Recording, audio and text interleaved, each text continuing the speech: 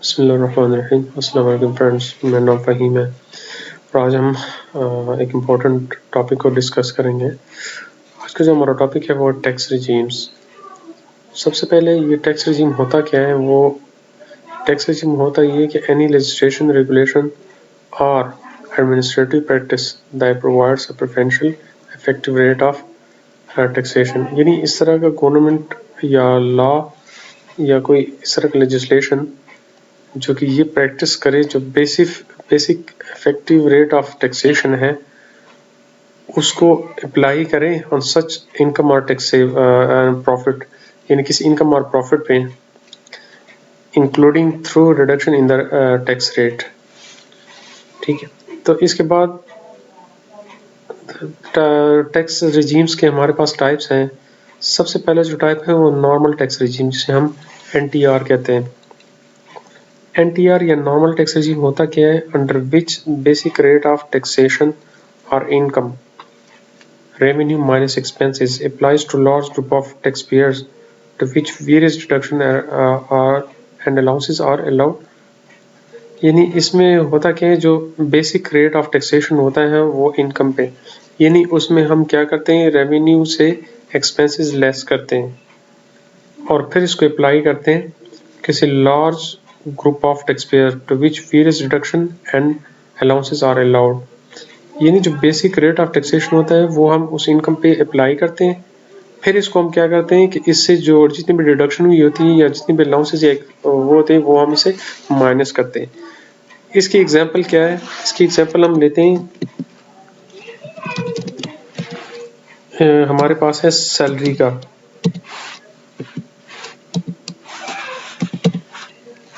इस सैलरी का क्या होता है कि फॉर एग्जांपल एक आदमी सैलरी ले रहा है तो उसका क्या होता है, एक तो उसका सबसे पहले जो उसका जो विदहेल्डिंग टैक्स होता है वो उससे ऑलरेडी विदहेल्ड हुआ होता है, तो वो क्या करता है कि उससे सबसे पहले एक्सपेंसेस लेस करेगा। ठीक है, यानी उसकी फॉर एग्जांपल ग्रॉस सैलरी है,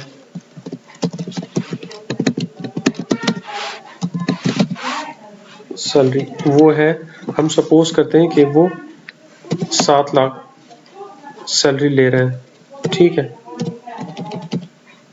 7 लाख है, तो वो क्या करेगा, सबसे पहले इसमें से माइनस करेगा रेवेन्यू जी, इनकी इसकी जो टोटल रेवेन्यू वो 7 लाख है उसमें से वो एक्सपेंसेस लेस करेगा। ठीक है, एक्सपेंसेस सपोज उसके टोटल एक्सपेंसेस बनते हैं 2 लाख। ठीक है, तो ये कितना बना है? ये बना है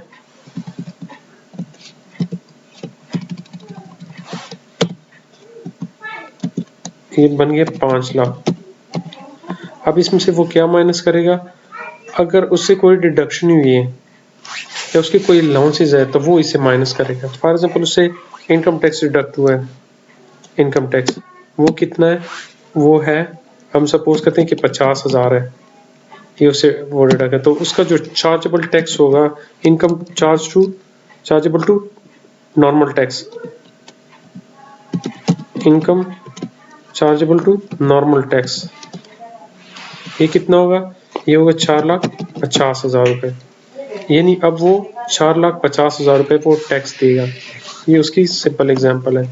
इसी तरह अगर रेंट है तो वो हम रेंट का भी टोटल इसी तरह लेंगे, उसमें से जो एक्सपेंसेस है वो भी माइनस करेंगे और जो डिडक्शन या जो अलाउंसेस है वो माइनस करेंगे, तो जो इसके पास नेट इनकम आएगा उसमें हम टैक्स को कैलकुलेट करेंगे। इसके बाद आता है final tax regime. Final tax regime में होता है कि income subject to final tax are those which are subject to collection और reduction of tax at source as explain in our brochure. यानी होता क्या है कि जब हम कोई फाइनल टैक्स में ये होता है कि जब एट द सोर्स उसकी रिडक्शन हुई होती है। ठीक है, source stated as final tax on the income arising from such transaction is classified as income subject to final tax. यानी उसको हम क्लासिफाई करते हैं फाइनल टैक्स में, यानी ये वो फिक्स एंड फाइनल होता है। यानी at the time of source जो टैक्स डिडक्ट होता है वो हमारा फाइनल टैक्स होगा। ठीक है, ये ज्यादातर होता कहाँ पे? यानी फॉर एग्जांपल हम एक्सपोर्ट करते हैं या डिविडेंड्स है, तो उस वक्त जब हमसे जो एट सोर्स डिडक्शन हुई होती है तो हमारा फाइनल टैक्स होगा। इसमें इसके जो साइलेंट फीचर्स है, मतलब इसमें होता क्या है कि नो डिडक्शन आर अलाउड, इसमें आप कोई डिडक्शन नहीं कर सकते। No loss adjustment is allowed और कैरी, यानी इसमें आप ना तो लॉस को एडजस्ट कर सकते हैं ना इसको कैरी फॉरवर्ड कर सकते हैं, यानी इसको आगे नहीं लेके जा सकते। No tax credit are allowed, इसमें टैक्स क्रेडिट भी अलाउड नहीं होता। Tax deduction at source by withheld agent is considered as final tax, यानी जो एट सोर्स पे जो टैक्स डिडक्ट हुआ होता है, जो विदहोल्डिंग एजेंट ने किया होता है, तो वो हमारा फिक्स फाइनल टैक्स होगा। और इसमें ये होता है कि आप रिफंड को भी क्लेम नहीं कर सकते। ठीक है, तो ये उसके कुछ फीचर्स हैं। इसके बाद तीसरे नंबर पे आता है minimum tax regime. Minimum tax regime में होता क्या है कि under which a minimum tax is levied to tax payer in case where the normal tax is less than the minimum tax. यानी इसमें ये कहते हैं कि मिनिमम टैक्स तब लेविड होता है टैक्स पेयर पे जब उसका नॉर्मल टैक्स जो होता है वो मिनिमम टैक्स से कम हो। ठीक है, टैक्स डिडक्शन और collected at source is treated as minimum tax in respect of such transactions, यानी उसका भी इसी तरह ही होता है, एट सोर्स डिडक्ट हुआ होता है टैक्स। इसकी एग्जांपल क्या है कि इसकी एग्जांपल मैं देता हूँ कि अगर फॉर एग्जांपल हम ग्रॉस रेवेन्यू पे जो हमारा मिनिमम टैक्स होता है उसको हम कैलकुलेट करते हैं, यानी उसका क्या होता है कि वो अशारिया 0.25% होता है। यानी सपोज हम निकालते हैं इसको किसी मिनिमम टैक्स को,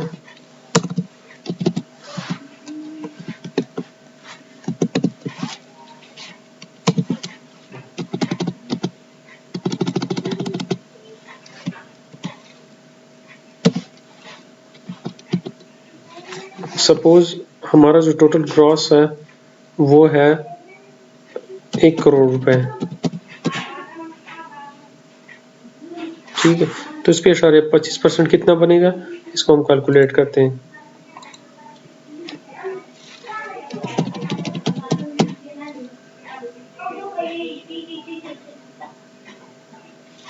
इसका इशारिया 25% कितना होगा,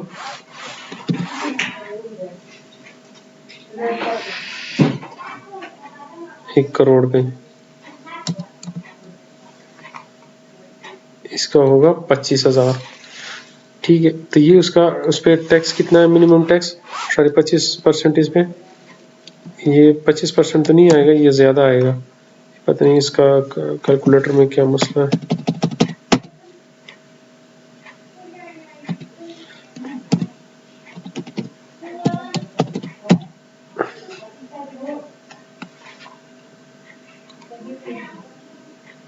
ठीक है, चलिए ये 25,000 आ रहा है। अब हम क्या करते हैं कि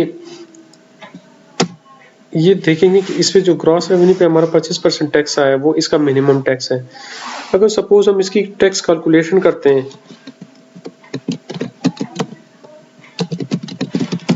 तो अगर उसका जो टैक्स है वो सपोज आ रहा है 12,000, तो वो क्या करेगा कि बाकी जो रिमेनिंग है, यानी रिमेनिंग जो 13,000 है वो पे करेगा, यानी इसका जो 25,000 है वो इसका फाइनल है, मतलब वो मिनिमम इतना ही देगा, 25,000 देगा। तो वो क्या करेगा, बकाया रिमेनिंग 13,000 देगा। अगर उसने टैक्स कैलकुलेशन की है और इसकी जो उसका जो टैक्स बना है वो बना है जो उसे कटा हुआ है एट द सोर्स, वो कितना है, वो है सपोज 30,000 है। तो वो इस तरह नहीं है कि जो रिमेनिंग 5,000 है जो उसका जो रिमेनिंग है, मतलब उन्होंने तो 30,000 दिए है और उस पर टैक्स कितना चार्ज हुआ, मिनिमम 25,000, जो बकाया 5,000 है वो क्या करेगा, वो नहीं देगा। यानी इसमें भी वही इस पे अप्लाई होंगे कि उसको ना तो डिडक्शन अलाउड है, ना लॉस, ना टैक्स डिडक्शन, कोई रिफंड भी अलाउड नहीं है, और उस पर जो टैक्स चार्ज हुआ है वही उसका फाइनल होगा, यानी ये जो 25,000 है ये उसका जो मिनिमम टैक्स है वही होगा। ठीक है, इसके अलावा एग्जाम्प्ट इनकम है। एग्जाम्प्ट इनकम में कौन से इनकम आते हैं? Under which income is normally exempt due to the exemption provided under second schedule some other provision of ordinance. यानी ये सेकंड शेड्यूल आजकल जो है उसमें भी आ रहा है, जो 6th शेड्यूल है उसके अंदर जितनी भी इनकम आ रहे हैं वो सारे एग्जाम्प्टेड हैं। और इसके अलावा सेकंड शेड्यूल में भी, यानी एग्रीकल्चर इनकम है या फॉरेन इनकम है, या इस तरह जो फाटा के लोग हैं उसमें जितने भी इनकम आ रहे हैं वो सारे एग्जाम्प्टेड है। तो आज का हमारा ये टॉपिक था। इसमें कोई क्वेश्चन हो, किसी को कोई समझ ना आ गया हो तो मुझसे पूछ सकते हैं। तब तक के लिए इजाज़त दीजिए। अल्लाह हाफ़िज़।